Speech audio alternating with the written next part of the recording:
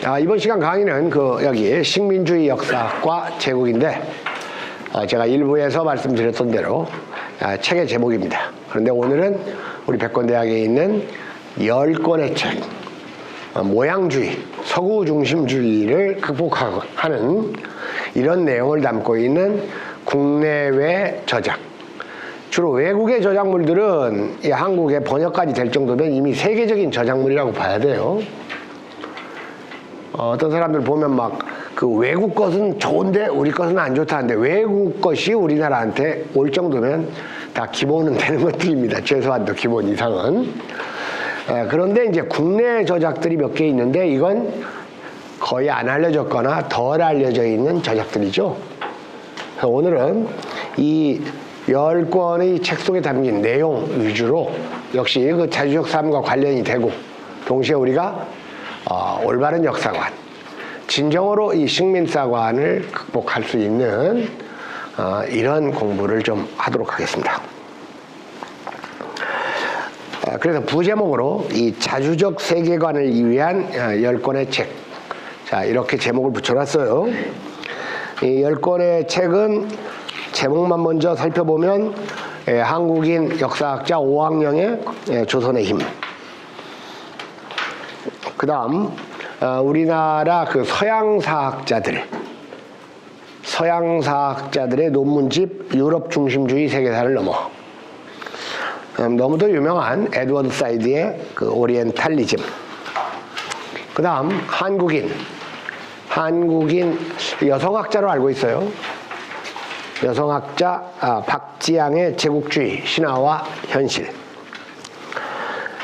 역시 그 에드워드 사이드의 문화와 제국주의는 오리엔탈리즘의 후속편 성격을 띠는데, 사실 그 오리엔탈리즘보다 이 문화와 제국주의가 우리한테는 읽기에 더 편해요. 그 위에 나오는 제국주의는 더 훨씬 읽기에 편합니다. 마셜 호지슨의 세계사론, 원래 이런 제목이 붙을 리가 없는데, 그러니까 제가 그래서 원 제목을 오른쪽에 해놨죠. 원 제목은 어떻게 되어 있습니까? 리싱킹이니까 다시 생각해보는 세계사. 그러니까 뭔가 이건 기존의 세계사가 문제가 있다는 이런 전제를 달고 있는 제목이죠. 유명한 책입니다. 프란츠 파농의 검은 피부 하얀 가면. 다음으로 일본인 학자 2명과 한국인 학자 6명인가요?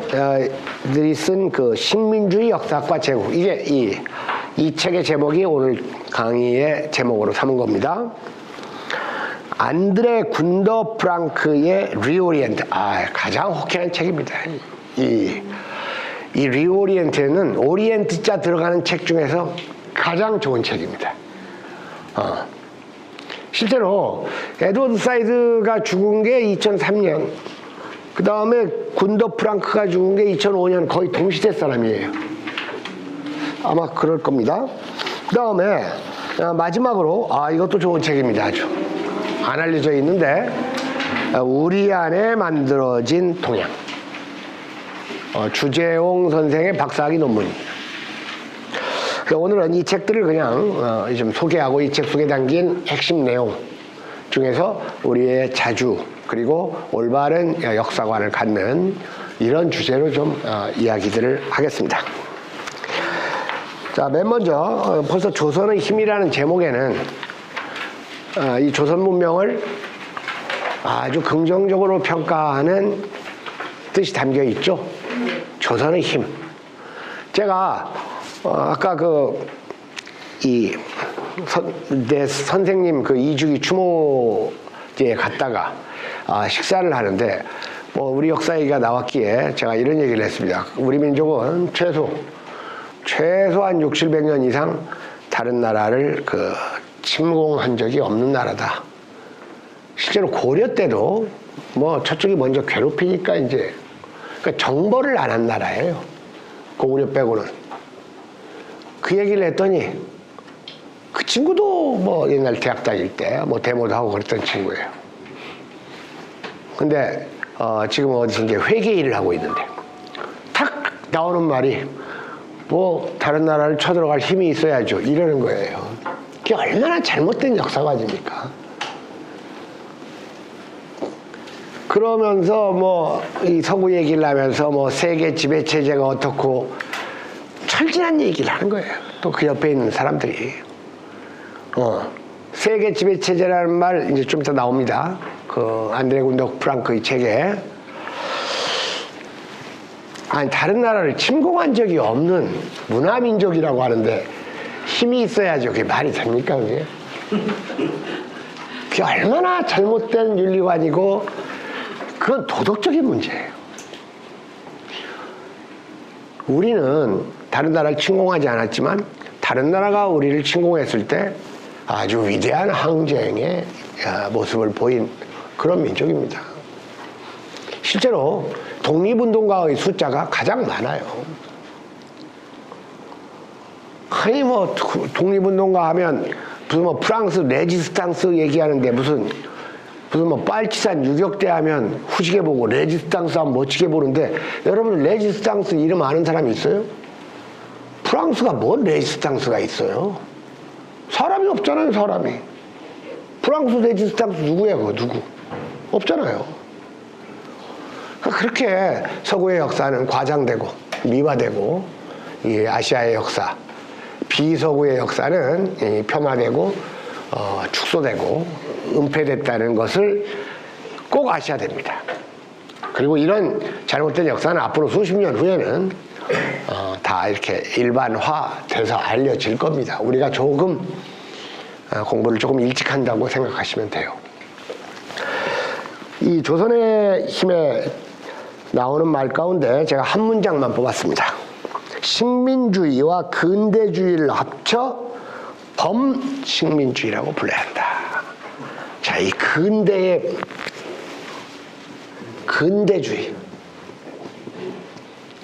그래서 너는 어떻게 전근대적인 사고를 해? 그런 말 하잖아요.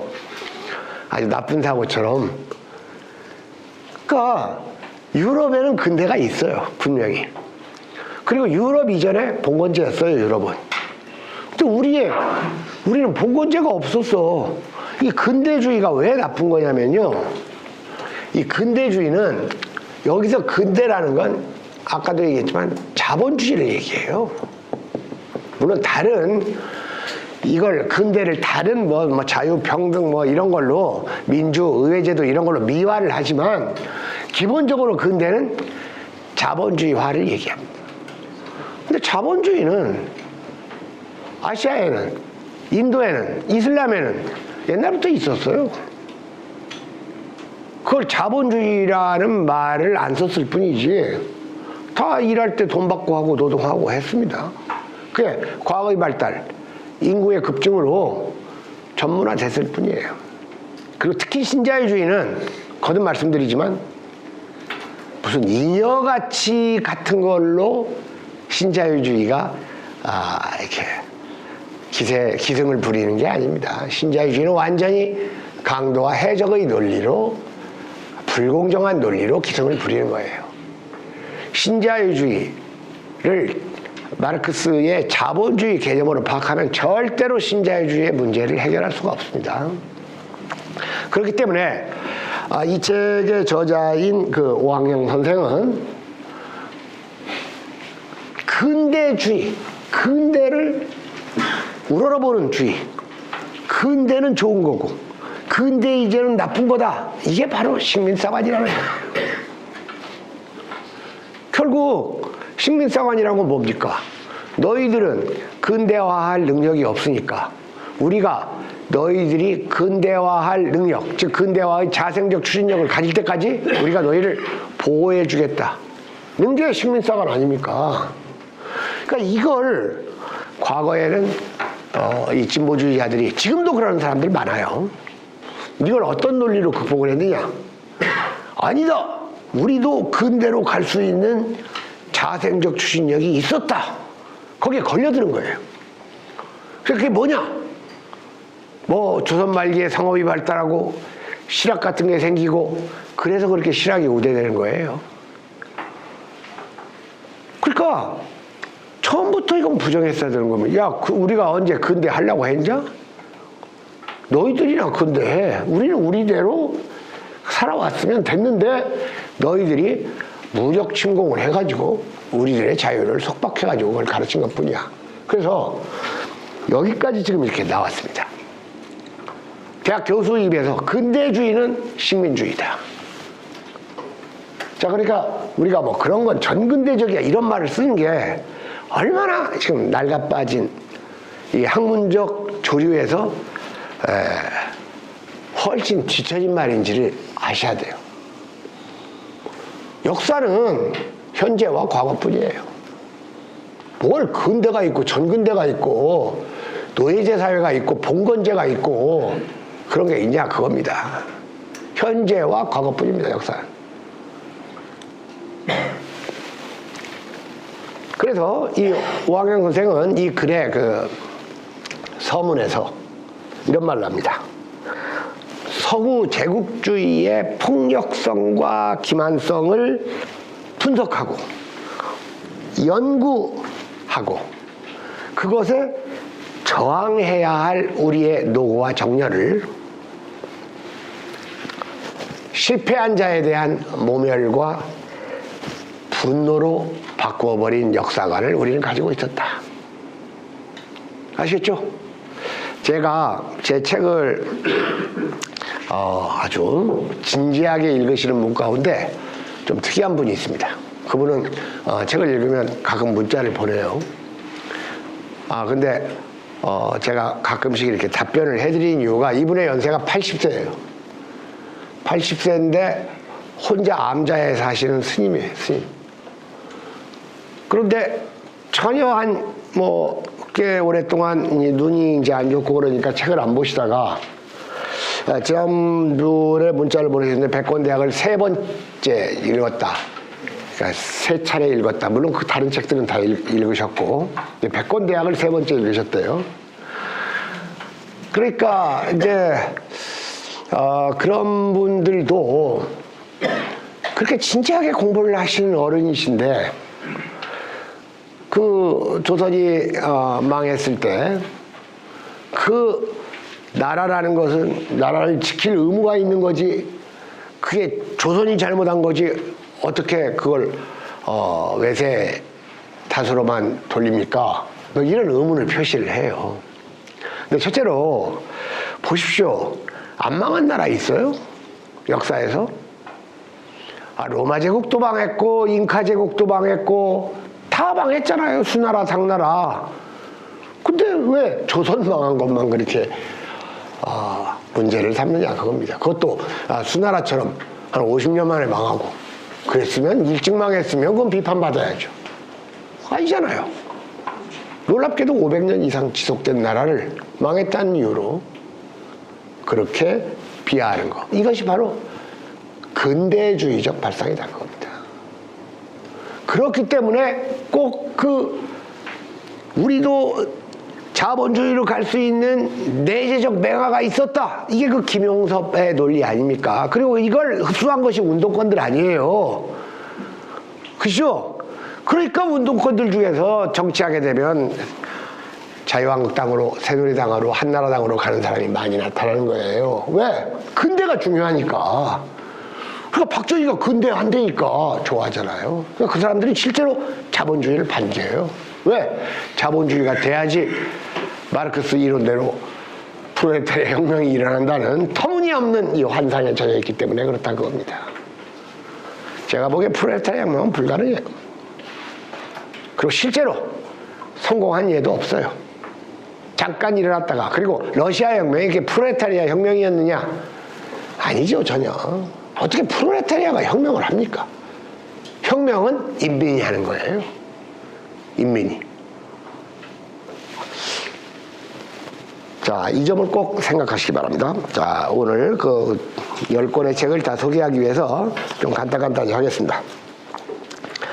자, 이민호 선생, 이분은 그 서울대학교 그 서양사학과 교수를 하시다가 은퇴하신 분이에요. 은퇴하신 분인데 정말 나는 이분이 참 솔직하고 겸손한 분이다. 왜냐? 자기가 지금까지 잘못 알았다 그거예요. 그래서 이런 독백을 이 책에서 하고 있습니다. 자, 거기 한번 봅시다. 유럽을 사회 발전의 모델로 삼아 변경해서 유럽사를 평생 공부한 필자 같은 사람은 자신의 학문적 생애 자체에 엄청난 회의를 가질 수밖에 없게 되었다. 왜? 유럽 중심주의가 허상이라는 걸 이제 알게 됐다 그겁니다. 그리고 근대 학문 자체가 막스 베버나 우파입니다.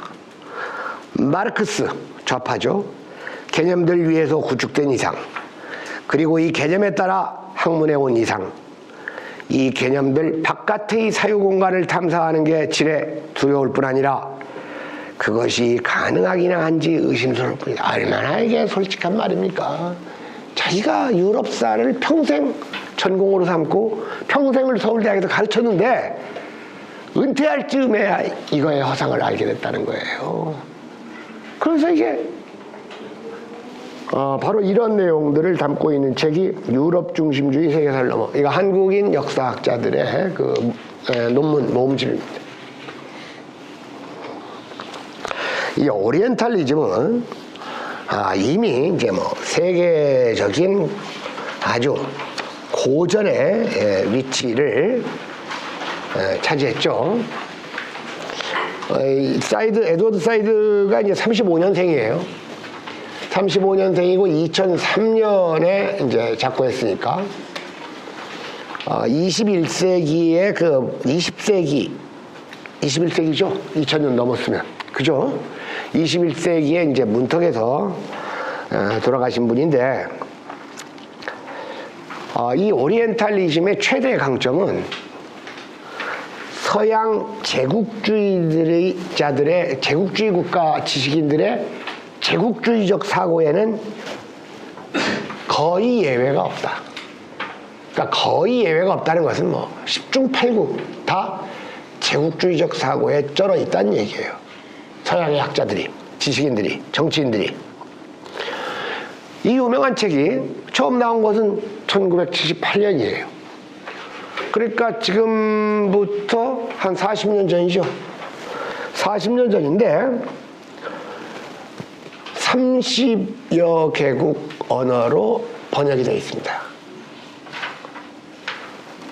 여러분, 한국 좌파들이 왜 이 에드워드 사이드를 잘 언급 안 하는 줄 아세요? 여기에 그 근대에 대한 비판, 마르크스 이론의 허구성, 이런 것들이 들어있기 때문에 그러는 거예요. 이건 대단히 문제적인 책입니다. 그리고 이 유럽 중심의 역사관, 이것을 고치는데 이 선구자적인 역할을 한 고전입니다. 이미 고전이 돼가고 있어요. 이런 건 신간도 아닙니다, 이제는. 사실 이 책은 좀 재미나게 읽기는 어려워요. 왜냐하면 우리가 이름도 모르는 사람들 얘기가 많이 나옵니다. 제가 대충 보니까 여기에서 많이 나오는 그 서양 사람들 보면 한 반쯤은 들어본 적도 없는 사람들이에요. 들어본 적도 없어요. 그러니까 책이 좀 어렵죠. 그다가 또 번역이 좀 거칩니다.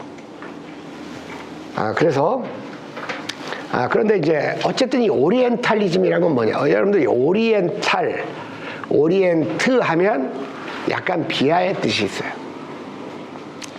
서양 사람들이 동양을 약간 비하할 때 오리엔탈이라고 합니다. 원래 이 뜻은 안 그런데. 근데 그게 좋은 건 줄 알고 옛날에 무슨 오리엔트라는 시계 있었잖아요, 한국에. 그죠? 있었잖아요. 그냥 이 동양 사람들을 이렇게 그냥 그 예의에 맞게 대접해 주는 말은 그냥 에이시안입니다.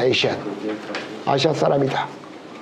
에이시안인데 거기 오리엔탈리즘이라는 것은 무엇인가? 이 책에 보면 지금 교재 오리엔탈리즘이란 동양을 지배하고 재구성하여 억압하기 위한 서양의 방식이다. 뭐 이렇게 간단하게 얘기를 하고 있는데 이 책을 보면 이 서구의 이 문학 작품들을 주로 이 텍스트로 해요. 서구의 문학들. 그래가지고 서구인들의 허상이 이 책에서 강조하는 것은 지식과 권력의 담합으로 어떻게 공인되고 학문체계로 탈바꿈했는지를 밝히는 책입니다. 그러니까 지식과 권력의 담합. 지식과 권력의 담합. 그러니까 우리가 뭐 정경유착, 그 다음에 권언유착 이런 말을 쓰죠. 정치와 경제, 그리고 권력과 언론. 그런데 사실은 지식과 권력의 담합, 권학유착, 이것이 그 서양 이른바 근대 학문의 아주 뚜렷한 특징이라는 거예요. 비슷한 얘기는 이제 또 다른 책들에도 많이 나오니까, 오리엔탈리즘 상당히 두꺼운 책이죠. 좀 읽기 힘들어요. 다른 책들을 좀 읽으면 자연히 이제 쉬워져요.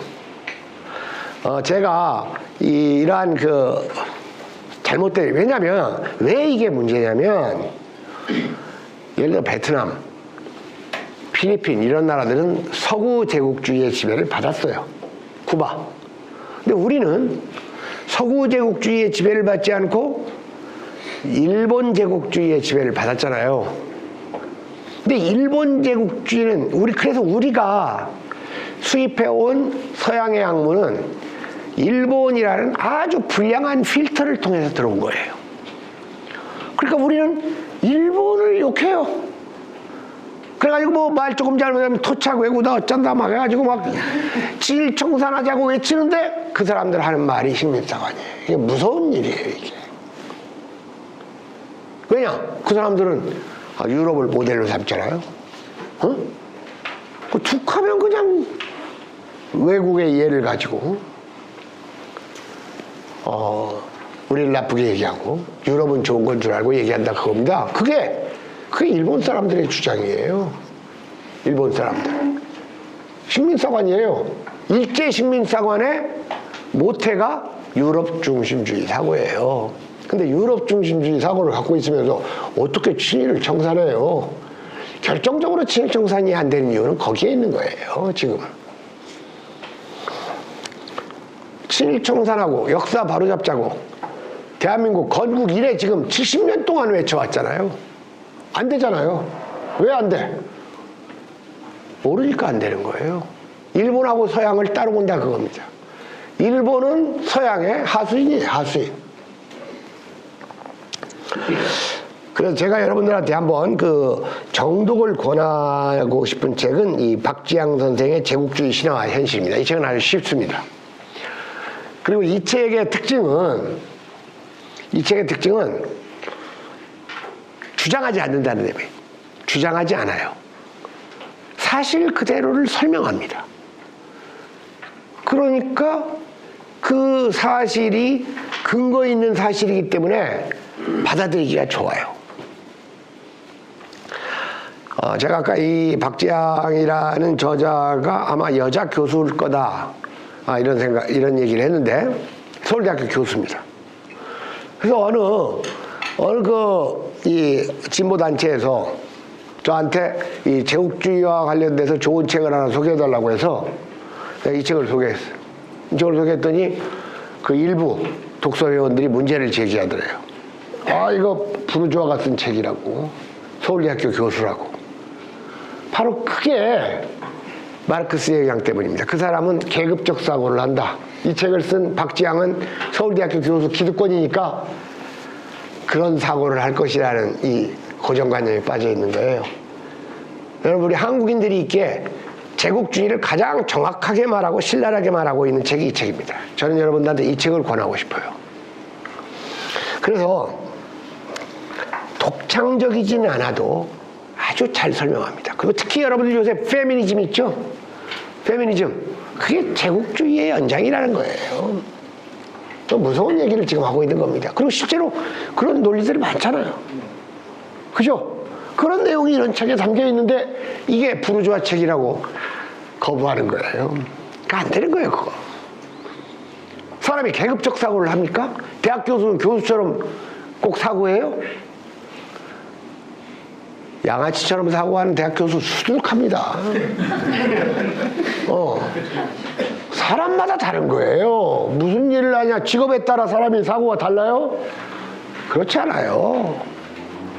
말 그대로 연암의 소설에도 있지만 말 그대로 똥을 퍼도 선비가 있고, 밤낮 책을 보는 북박선생 같은 애들도 거의 그 양아치 아니에요, 양아치.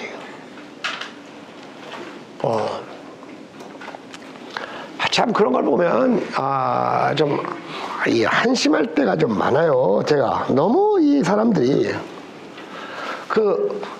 옛날에 제가 그 중국 욕 가운데 그 마오가 스탈린한테 했던 욕 제가 얘기했던 적 있죠.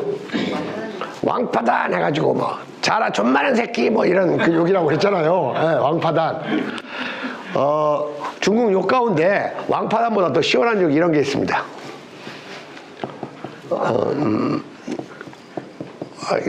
이게 편이 좀 약하게 나오네. 이게 마라파즈라는 욕이 있어요. 마라파즈 해가지고 마라파즈.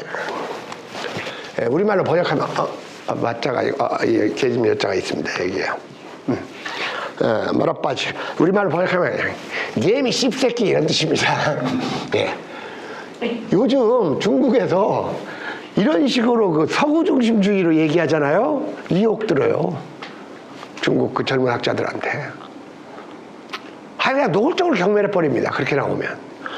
제가 한 30년 전에 중국에 갔을 때만 해도 중국도 모양주의가 창궐해 있었어요. 그래가지고 막 상해에 있는 가장 높은 빌딩에 네온 사인으로 막 라파엘로의 피리 부는 소년 막 이런 게 있었어요. 그래서 야, 저 중국도 저거 한심하기 짝이 없다 그랬는데 요즘 가보면 중국 많이 변했습니다. 그러니까 이 세상이라는 건 급변한다는 걸 아셔야 돼요. 특히 현대에 들어서. 제가 이번에 그 베트남 여행 가니까 그 어느 병원 원장님이 오셨는데 약간 무질서해 보니까 중국은 더해. 언제 가보셨어요? 20년 전에 가봤대요. 여러분 중국 대단히 질서 확 잡혔어요. 크게 변합니다. 그래서 우리가 과거에 본 것은 내가 본 게 아니에요. 자, 오리엔탈리즘, 제국주의 얘기를 하고 있습니다. 이른바 그 포스트 모더니즘, 페미니즘 이런 것도 제국주의 연장선상으로 파악하는 이렇게 신랄한 제국주의 비판서가 어디 있어요? 그리고 그렇기 때문에 오히려 제국주의는 갈수록 더 우리와 밀접하게 작용하고 있다. 그러니까 이른바 신자유주의 이런 것도 제국주의적 사고로 파악을 해야 돼요. 그런 걸 무슨 근대화, 자본주의의 첨예화 이런 걸로 파악하는 역사관은 안 된다 그겁니다.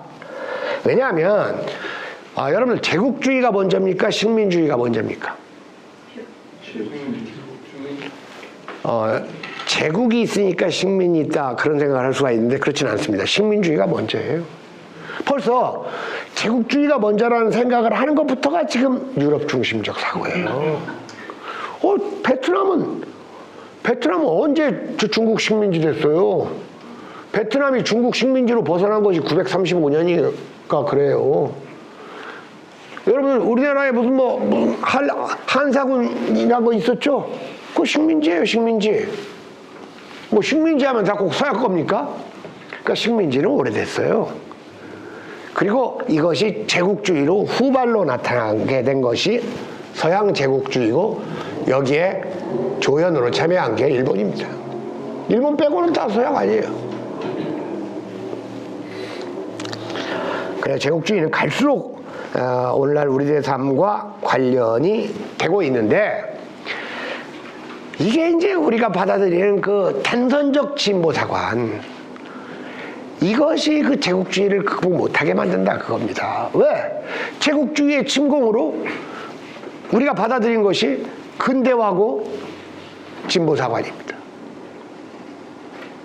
그것도 막 단선적 진보사관 하다가 이제 증명이 안 되니까 무슨 나선형으로 무슨 진보한다. 무슨 뭐 진보가 무슨 뭐 지렁입니까? 나선형으로 이렇게 진보하니 말도 안 되는 얘기들 하는 거예요 지금. 이번에 문재인 대통령이 앙코르와트 갔잖아요. 앙코르와트 가가지고 하는 말이 이 거대한 왕국이 하루아침에 쇠락하다니. 무슨 하루아침이에요 그게. 지금 우리가 보기에는 그게 하루아침이지 그 시대에는 수십 년 수백 년 동안 쇠락하다가 망한 거예요. 역사를 그렇게 역사라는 건 일단 시간 개념이 돼야 돼요. 근데 어쨌든 문재인 대통령 말대로 그 거대한 왕국인데 망했잖아요. 뭘 진보해. 진보하기는 망하는 숫자나 새로 생기는 숫자나 비슷해요. 여러분들이 진보만 합니까? 여기 있는 사람 중에는 내가 보기에는 그래도 한 51%가 진보하고 49%는 퇴보한다고 봐야 되겠는데 많이 쳐준 겁니다. 개인이건 국가건 마찬가지예요. 다 진보하기도 하고 퇴보하기도 하는 거예요. 그 단선 사관을 이렇게 진보 사관을 버리지 않는 이상 이 식민주의, 제국주의는 극복하기 어렵습니다. 다 직접적 관련을 맺는 거예요.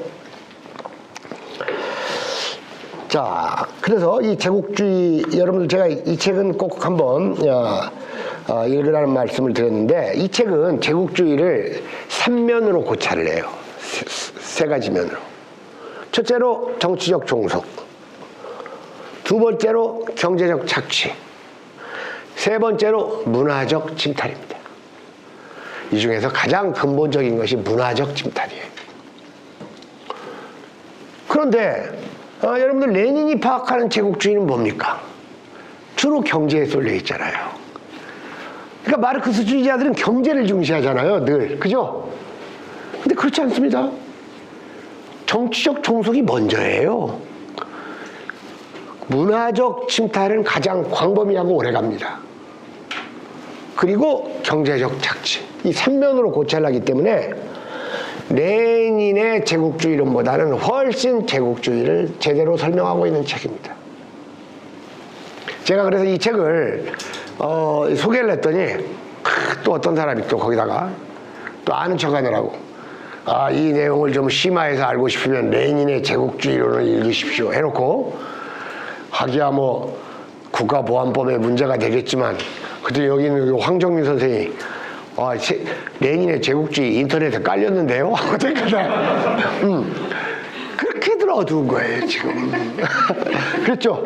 네, 갑자기 기억이 나서. 네. 지금 세상이 지금 어떻게 바뀌는지를 모르는 사람들이에요. 지금 제가 문제를 삼고 있는 사람들은 이 태극기 부대는 문제를 삼지 않습니다. 그건 아예 얘기할 필요도 없는 거 아니에요. 지금 우리들하고 비슷한 사고를 갖는 우리의 동료 친구들이 갖고 있는 우리가 극복해야 될 바 이런 걸 주로 얘기하다 보니까 이런 얘기를 하는 겁니다. 그래서 이 책을 보면 이 제국주의에는 두 가지가 있다. 간접적 지배와 직접적 지배가 있다. 근데 최근의 제국주의는 다 간접적 지배로 돼가고 있는 추세죠. 식민지 통치 체제가 공식적으로 종료된 것은 2차 세계대전 직후예요. 공식적으로 종료됐는데도 끝까지 해먹으려고 하는 놈들이 프랑스 놈들이에요. 베트남하고 알제리에서 50년대까지 전쟁을 해가지고 알제리에서 프랑스 놈들이 100만 명을 감옥에 넣고 100만 명을 학살했어요. 뭔 자유평등 파괴는, 걔들은 인간의 목숨에는 지들만 포함되지 다른 인종은 포함되지 않습니다.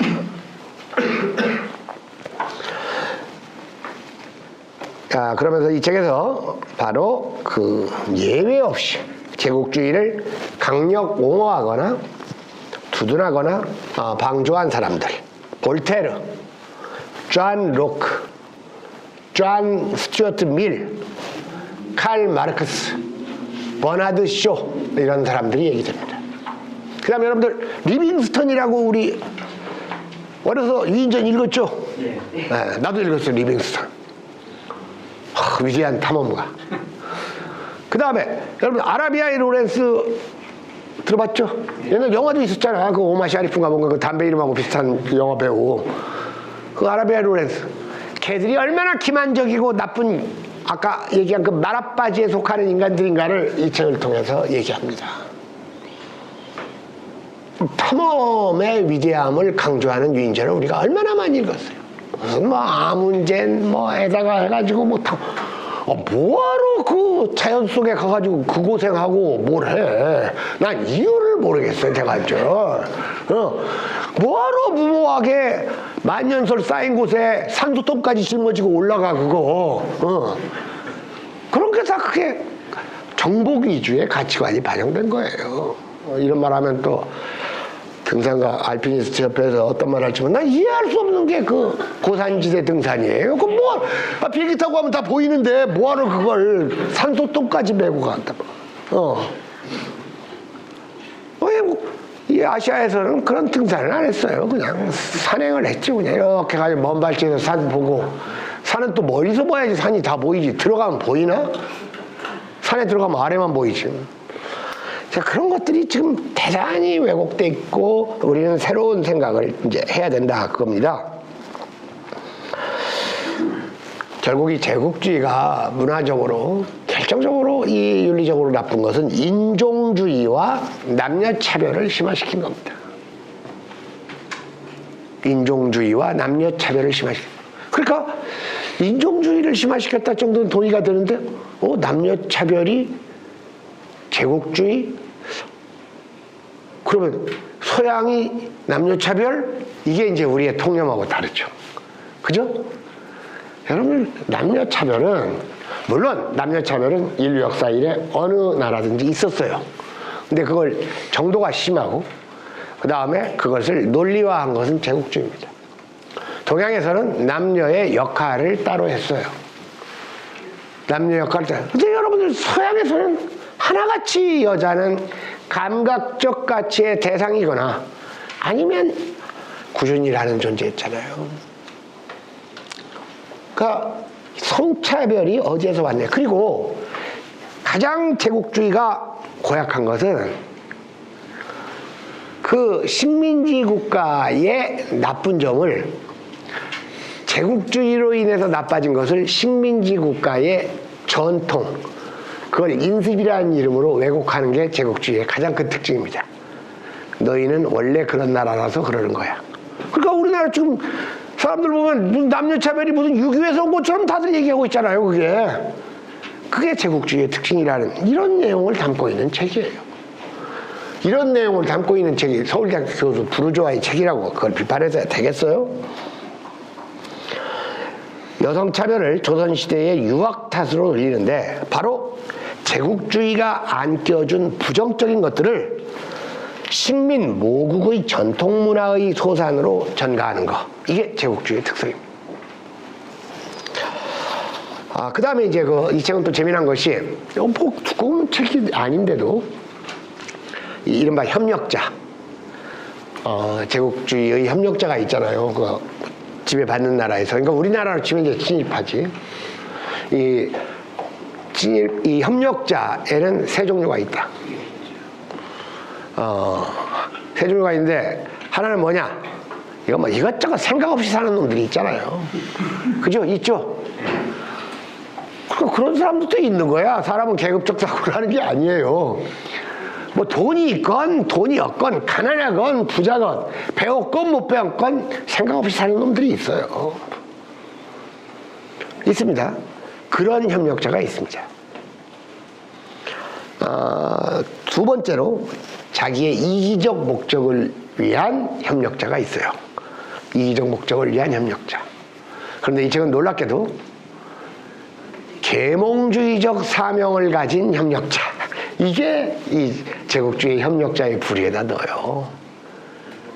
그러니까 이른바 갑신정변을 주도한 김옥균파, 개와 계몽. 외국에서 군대가 쳐들어오는데 우리는 힘이 없어서 이러니까 우리는 열심히 공부하고 노력하자, 자기 수양하자, 이러는 파들, 이게 협력자라는 거예요. 제국주의. 동의하십니까? 개와 계몽주의자들은 제국주의의 협력자들이에요. 그 다음에 이제 재미난 것이 이 폭력의 행사가 왜 이렇게 광범위하게 이루어질 수 있느냐. 하여튼 혁명적으로 신식무기가 수백 년 동안 개발된 거예요. 그걸 서양 사람들이 한 거예요. 그래서 어떻게 그렇게 이렇게 무기력하게 망할 수가 있냐 조선은, 뭐 이런 말을 하는데, 자 여러분들 1888년에 영국군이 30명의 영국군이 맥심총 20자루를 가지고 수단 사람 11,000명을 사살합니다. 그렇게 무서운 거예요, 총이. 그게 이제 뭐 총준세라는 책에서 얘기하지만, 그 다음에 11년 후에 아프리카 서부 차드에서 프랑스군 320명이 차드군 12,000명을 몰살시킵니다. 320대 12,000. 그러니까 여러분들 그 총준세에 나오듯이 스페인 일개 대대가 그 잉카 제국 그 7만의 병력을 갖고 있었던 잉카 제국을 몰살시켰잖아요. 이건 뭐 걔들 얘기만도 아니에요. 당장 공주 우금치에서 우리나라 4만의 동학군이 일본 놈들 일개 대대의 그 기관총에 몰살한 거예요. 그래서 이건 우리만이 당한 게 아니에요. 그리고 우리만이 안 당했다는 이유로 정당화하자는 게 아니라 그 제국주의의 폭력성과 기만성이 얼마나 무서운 것이고 그걸 연구하고 분석하고 거기에 우리의 노고와 정열을 먼저 쏟으면서 그래야지 우리의 대내적 문제가 개선이 되는 거예요. 외국이 쳐들어왔는데 저놈들이 어떻게 쳐들어왔는가를 저놈들을 연구해야지 우리의 문제도 제대로 밝혀질 거 아닙니까? 그죠? 아주 중요합니다. 그 다음으로 이제 문화와 제국주의는 아까 얘기했듯이 그 오리엔탈리즘의 후속 보완의 성격을 띠고 있는데, 역시 여기서도 뭐 그냥 찰스 디킨스, 조지 엘리엇, 조셉 콜라드, 러디아드, 키플링, 제인 오스틴 등의 소설이 어떻게 제국주의의 그 사상을 가지고 있나, 심지어 알베르 까뮈의 패스트와 이방인까지도, 그리고 베르디의 오페라 아이디까지도 오리엔탈리즘 예술에 포함시킵니다. 이 글의 필자는. 그러면서 우리가 이 문화라는 것을 대단히 순수하고 지고한 것처럼 알고 있는 태도가 이게 제국주의적 사고에 넘어가요. 학문과 문화 하면 순수. 그러니까 사실 그 동양에서 학문과 문화를 하는 사람들은, 특히 학문, 도를 추구했으니까 그런 게 있어가지고 더 강해요. 그러니까 한국에는 여전히 이 학력이나 지력, 선생과 교수에 대한 이 존경심이 있어요. 그러니까 교수하다가 하루아침에 막 총리도 하고 막 이런 나라가 참 드문데, 사실은 그 태도도 고쳐야 됩니다. 이 문화라는 것은 사실 정치적이고 사회적인 이념의 혼합체일 뿐이에요. 별거 아니에요. 그걸 지고하고 지나치게 순수하게 봐가지고 서양의 학문을 무슨 대단히 지고하고 순수한 것으로 봐서는 안 된다, 그겁니다. 물론 동양의 학문에 대해서도 마찬가지죠.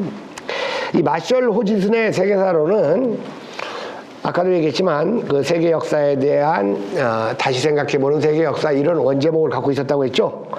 이건 주로 이제 이슬람, 이 마셜 호지슨이 이제 이슬람 전문가예요. 그리고 이슬람에서 이미 그 서양의 자본주의 이전에, 수백 년 전에, 서양 자본주의 수백 년 전에 이슬람에도 그 자본주의가 있었고, 이제 이런 얘기를 하면서 결정적으로 이 책의 주제는 이 문화적 왜곡, 이 지리적 왜곡으로부터 출발했다. 그래서 실제로 여러분들 뭐 이 얘기는 잘 아시죠? 유럽이 자기 중심주의적인 세계관을 만들기 위해서 지도를 조작한 거죠. 지도를 조작해가지고 유럽과 북아메리카는 실제보다 엄청나게 크게 그려놓은 세계 지도를 가지고 우리가 500년 동안 그리고 학교에서 배웠다, 그겁니다. 지금도 이 지도를 가르치고 있어요, 학교에서.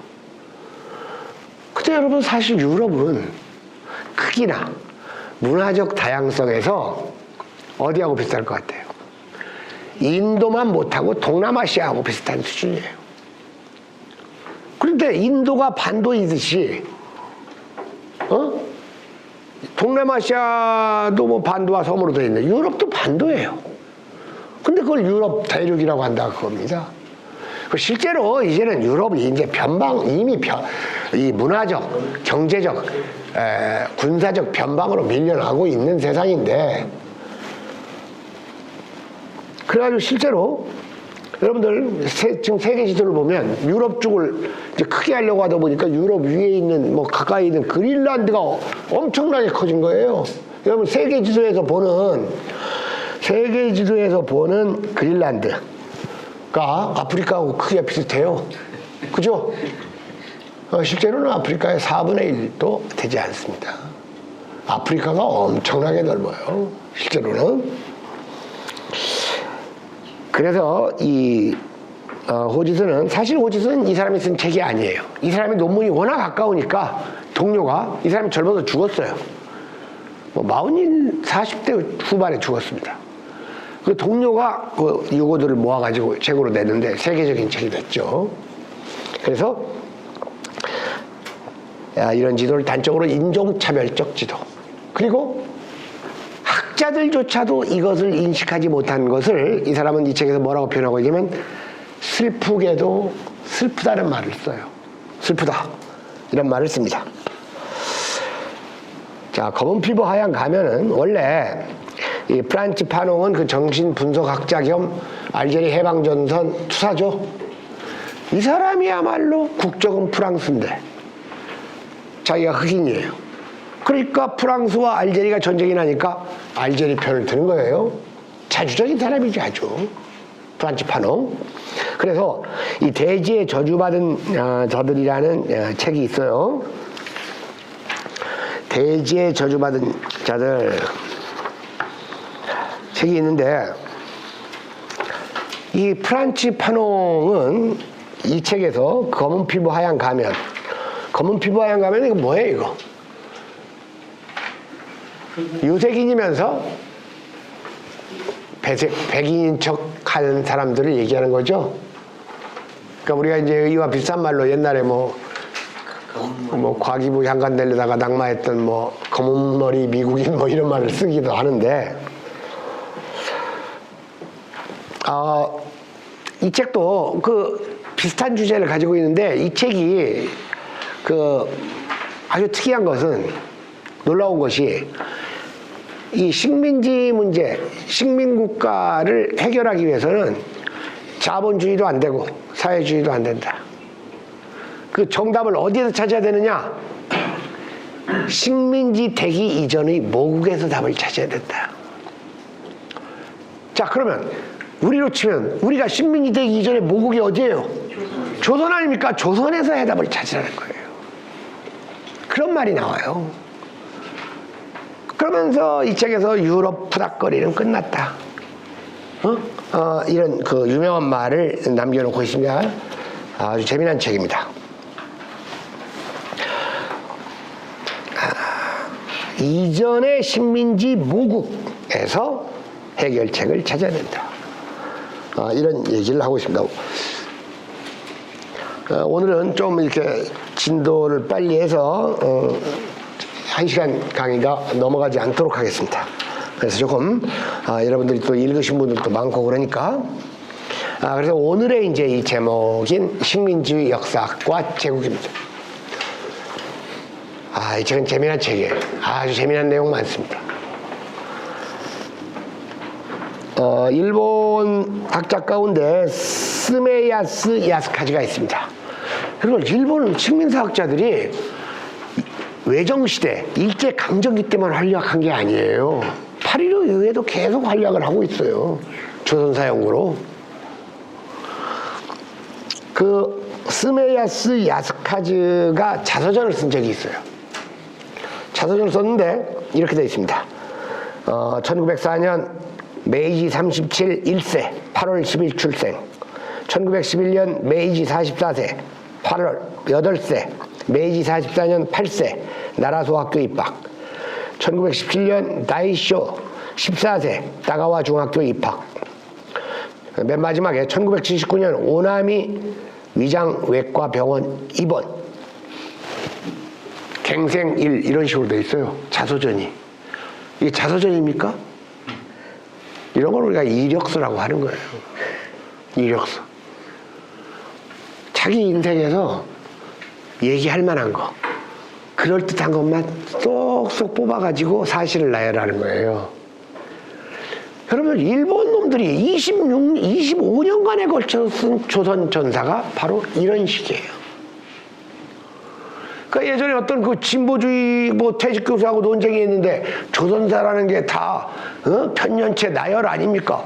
일본 놈이 쓴 조선사 읽고 그러는 거예요. 이렇게 객관적 사실만 나열하면서 실증을 내세우는 역사관으로 식민사관이 만들어진 거예요. 조선 역사가. 그러니까 여러분 518년의 역사만 얼마나 사실이 많습니까?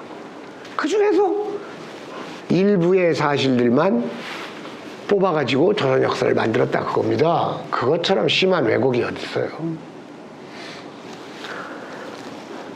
바로 이런 고대사도 마찬가지고 그래가지고 이제 스메야스라든지 이마신이 해가지고 이 책에서는 일제 강점기도 얘기하지만 해방 이후 한국사 연구는 식민주의 역사학을 근대 역사학의 사생아로 만드는 과정을 통해 자신의 정통성을 추구해야 돼. 그러니까 근대 역사학. 근대 역사학, 제가 얘기했던 근대 역사학. 그 근대 역사학이 어디서 만들어요? 독일에서 만들어요, 독일.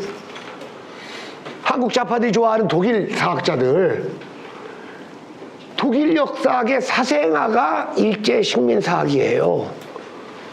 근데 한국 역사학이 8.15 이후도 계속 이런 식의 연구 방법을 취하고 있다 그겁니다. 식민주의 역사학을 근대 역사학의 사생아로 만드는 과정을 통해 오히려 정통성을 내세운 것이 한국 역사 연구의 추세였다는 겁니다. 아니, 무서운 얘기예요. 자, 그 다음에 이제 또 식민사학 중에 이만신이라고 알죠? 이만희 씨. 아주 온갖 내숭은 다 떨면서 조선을 위하는 척하면서 조선을 아주 막 그냥 비하하는 교원영색의 그 역사. 이제 이런 사람들 얘기들이 잘 나와요. 그러니까 이 책도 한번 보시고. 자, 여러분들 지금 일본이 물러간 지가 70년이 흘렀습니다. 왜 식민사관을 극복 못하냐? 바로 근대사관을 극복하지 못했기 때문이다. 거듭 제가 지금 강조합니다. 자, 여러분 리오리엔트가 있습니다. 제가 아까 가장 호쾌하고 읽을 만한 책. 그리고 쉬워요. 이 오리엔탈리즘 책들에 비해서. 근데 이 책의 저자 안드레 군더 프랑크라고 들어보셨을 거예요. 여러분 이 사람이 뭐한 사람입니까? 뭘로 유명합니까? 군더 프랑크. 여러분들 옛날에 그 종속이론이라는 거 들어봤죠? 그거 만든 사람이에요. 이거 대단한 학자인데 한국 진보주의자들은 이 사람을 얘기 안 해요. 왜? 마르크스를 가장 심하게 비판하는 사람입니다. 마르크스의 역사학을. 그렇게 얘기 안 합니다. 이 사람은 독일 베를린에서 태어났고 나치 정권을 피해서 미국으로 건너갔고 미국에서 시카고 대학에서 경제학 박사학위를 받았는데 여러분 시카고 대학 하면 경제학 유명하다고 그러잖아요. 이 사람은 강의가 너무 들을 게 없어가지고 딴 강의만 계속 듣다가 교수한테 찍혀가지고 박사 논문을 3번 떨어집니다. 그러다가 겨우 박사학위를 받아가지고 먹고는 살아야 되니까 좀 직업을 잡았다가 브라질로 옮겨가요. 그 다음 멕시코, 그 다음은 카나다, 칠레, 독일, 영국, 네덜란드 그리고 다시 미국 보스턴으로 가가지고 정년퇴직합니다. 자, 이 사람이 얼마나 진지한 학자인가를 얘기해줘요. 자기의 전공인 오리엔탈리즘과 자본주의를 직접 체험하기 위해서 돌아다닌 거예요. 그러니까 그 유명한 종속이론의 창시자인데 제3세계를 연구하기 위해서 직접 가서 살았고 자본주의를 연구하기 위해서 유럽 각처와 미국으로 떠돌아다닌 사람입니다. 그러면서 이 책은 근대화론이라는 우상을 파괴함으로써 새로운 우상으로 떠오른 학자예요. 거의 우상 비슷하게 이렇게 신봉된 학자예요. 한국 진보들만 이 얘기를 안 해요. 군더 프랑크를. 아주 좋은 책입니다. 그러니까 이 사람 책을 읽어보면 운동권이 애용하고 있는 김용섭의 내재적 내재적 요인론이 있죠. 그것이 얼마나 허군가 그냥 여지없이 격파돼요, 이 책에서. 그러니까 원래 유럽 사람들이 처음에는 18세기에 자본주의가 생겼다. 그걸 윌러스틴이라는 사람이 세계 체제라는 말을 썼잖아요. 세계 근대 체제. 옛날에 그 김옥이 연대 교수가 경향신문에 위대한 책 얘기할 때 윌러스틴의 그 근대 세계 체제를 얘기하면서 그러면서 윌러스틴은 18세기가 아닌 15세기부터 자본주의가 출발했다. 그것만 해도 그때는 파격적이었었어요. 그런데 그것이 다시 내려가가지고 자본주의가 11세기, 13세기부터 중국과 이슬람에 있었다. 이런 주장이 제기되는데 이 군더 프랑크는 놀랍게도 이런 제목의 논문이 있어요. 세계체제 500년인가 5000년인가 이런 논문이 있습니다. 무슨 말이에요? 너희들이 말하는 자본주의 근대는 5000년 전부터 있었다는 거예요. 이런 걸 암시하는 대담한 논문 제목입니다. 나는 이 군더 프랑크의 의견에 동조합니다. 그래서 지금 여러분들이 아까 우리가 마셜 오짓은 얘기했죠. 그리고 윌러스틴, 그 다음에 군더 프랑크. 지금 유럽의 학문적 사조가 우리가 그렇다는 게 아니에요. 유럽과 미국이 이미 학문의 판도가 이렇게 되어 있습니다.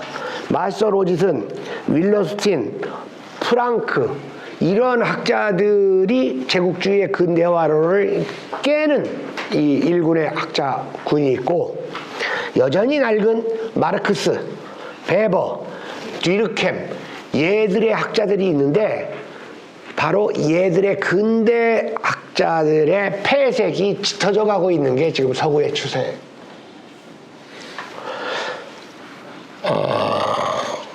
다시 말해서 유럽이 세계를 지배한 것은 200년밖에 안 된다. 일시적인 현상이다. 자, 그 다음 여기에 이제 심하게 아시아적 생산 양식을 얘기한 마르크스를 비판하고 결국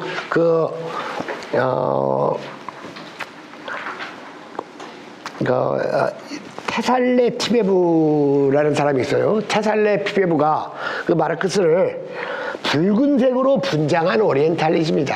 이런 표현을 했어요. 그러니까 그거에 대해서 적극 동의하는 내용이 이 책에 나옵니다. 여러분 1776년 미국이 독립선언을 1776년 조선에서 뭐 있었어요? 정조가 즉위했죠? 1789년 무슨 일이 있었어요? 프랑스 혁명이라고 얘기되는 것이 있죠? 정조 제13년이에요. 그때 프랑스나 미국보다는 조선이 훨씬 안정적이고 문화 선진적이었습니다. 우리가 그러니까 18세기 말까지도 국부론이 또 1776년에 나왔어요. 그 국부론에 보면 중국은 1776년입니다. 18세기. 중국은 유럽의 어떤 나라보다 부강하고 부유한 나라다 이런 말이 나와요. 그런데 나중에 지들이 세계를 지배하게 되면서 그런 것들을 다 지워버린 거예요. 아담 스미스까지도 중국이 유럽보다 훨씬 부강하고 풍요로운 나라다 이런 말이 했는데 그런 것들을 빼고 제국주의에 맞는 얘기만 했다 그겁니다. 그러니까 유럽이 세계를 오래전부터 주도했다는 것은 날조된 역사다 이걸 얘기합니다. 그러니까 역시 여기서도 그 제국 식민주의, 근대 자본주의 같은 거라는 거예요.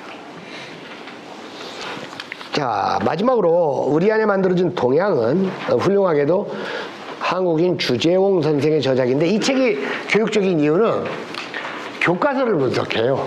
전 세계 교과서. 우리의 교과서까지 포함해서. 그리고 교과서에 담긴 터무니없이 잘못된 것들을 얘기하는데 시간상 하나만 얘기하겠습니다. 영국의 명예혁명이라는 게 있어요.